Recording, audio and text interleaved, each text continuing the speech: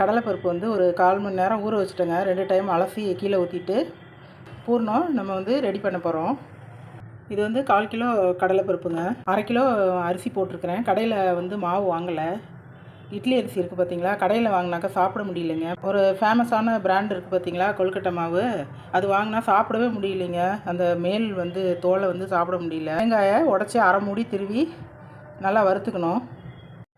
கொழுக்கட்டை பூரணத்துக்குங்க இது ஒரு மூடி தேங்காய், 1/4 கிலோ கடலைப்பருப்பு மாதிரி பொலன்னு வறுத்துக்கணும். ஒரு 5 நிமிஷம் வரைக்கும் கைவிடாமல் வறுத்துக்கணுங்க, கருக விடாமல். அப்போ தான் நம்ம நைட்டு செய்கிறப்ப காலையில் வரைக்கும் நல்லாயிருக்கும், கெட்டு போகாமல் இருக்கும். கொழுக்கட்டை கடலைப்பருப்பு ஒரு 6 விசில் விட்டு வேக வச்சா போதுங்க. நல்லா வெந்துருச்சு. நான் எப்போவும் மிக்சியில் தான் போட்டு நுணுக்கிட்டு போடுவேன். இது நல்லா வெந்துருச்சுங்க, அதனால் போடலை. 1/2 கிலோ மண்டை வெல்லம் வாங்கிட்டு சொன்னேங்க. அதில் வந்து சும்மா ஒரு கட்டி மட்டும் சின்னதாக எடுத்து வச்சுட்டு பாக்கி போட்டுட்டேன். இதில் கொஞ்சமாக நம்ம தண்ணி ஊற்றிக்கலாம். பாகு காய்ச்ச போகிறோம் நம்ம.